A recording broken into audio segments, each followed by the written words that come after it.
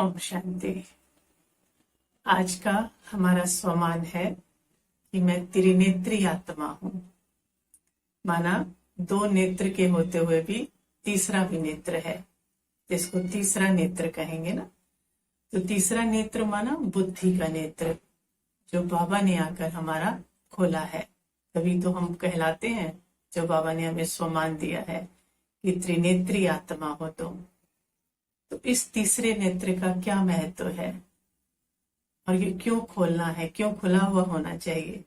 क्योंकि स्वमान से हमको स्वरूप की ओर जाना है, तो पहले हमें समझ हो।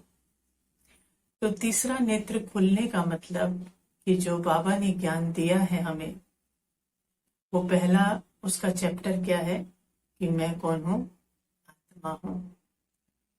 कि उस तीसरे नेत्र से मैं आत्मा खुद को देखूं। इस देह के अंदर मस्तक के बीच मैं बैठी हूं।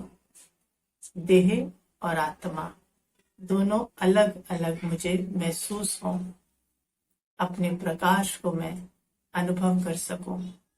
तो इतनी बड़ी देह में चमकती हुई मणि बैठी है, उसको मैं देख सकूं। ये काम कौन करता है? तीसरा नेत्र करता है।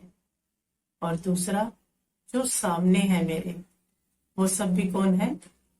देह नहीं है जो दिख रही है, वो भी कौन है? मस्तक के बीच बैठी मनिया है, आत्मा है। उनको भी ये तीसरा नेत्र आत्मा देखे। और दूसरा, जब ये तीसरा नेत्र खुलता है, जब बाबा समझ देते हैं, तो इस तीसरे नेत्र से फिर क्या दिखने लगता है? वो परमात्मा, पांच तत्वों से पार रहने वाला वो परमात्मा, जो इन दो आंखों से देखा नहीं जा सकता।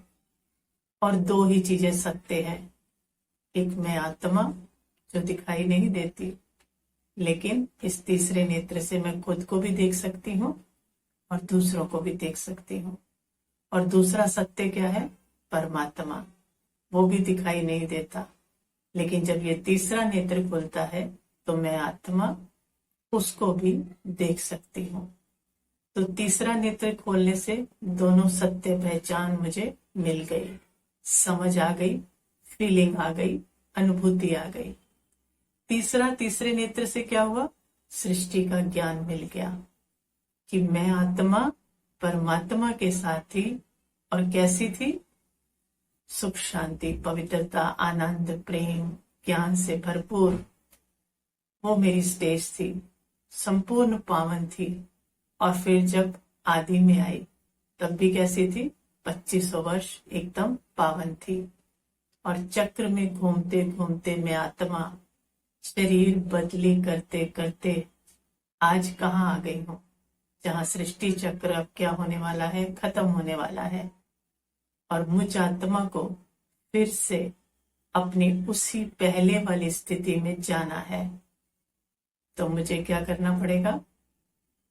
अपने वही स्थिति को हासिल करने के लिए इस ज्ञान को यूज करके अपने विकर्मों को, अपने जो पुराने संस्कार हैं, आसुरी संस्कार जो अब आ गए, उनको भस्म करना पड़ेगा।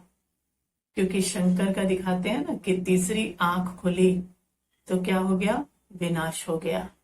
तो तीसरी आंख कौन सी?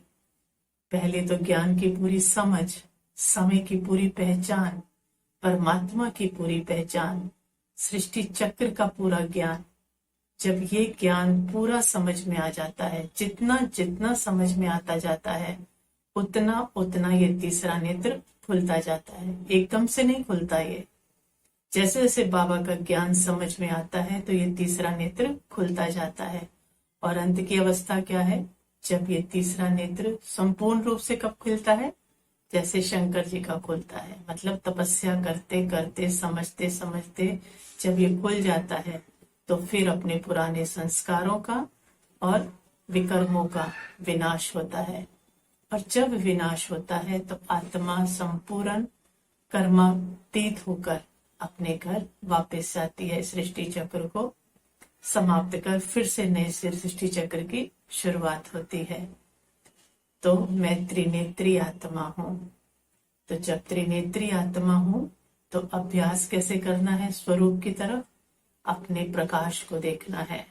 जितना मस्तक में टिकती जाऊंगी, अपने प्रकाश को अनुभव करते जाऊंगी, उतना ये नेत्र खुलता जाएगा और उतना वो सत्य परमात्मा के साथ कनेक्शन जुड़ता जाएगा। जितना जुड़ता जाएगा, सारा ड्रामा का ज्ञान, पूरा सृष्टि का ज्ञान एकदम क्लियर सामने आता जाएगा कि ये सब सोल है और ये जो कर रही है वो इनका रोल है। और अब सबको रोल समाप्त करके अपने घर पावन होकर ये जो आसुरी संस्कार लिए हैं इनसे मुक्त होकर भस्म करके इनको अपनी उस पुरानी स्थिति में वापस जाना है। तो ये अभ्यास हमें क्या ले जाएगा? अपने घर की तरफ वापस ले जाएगा। तो मैं कौन हूं? त्रिनेत्री आत्मा हूं। ओम शांति।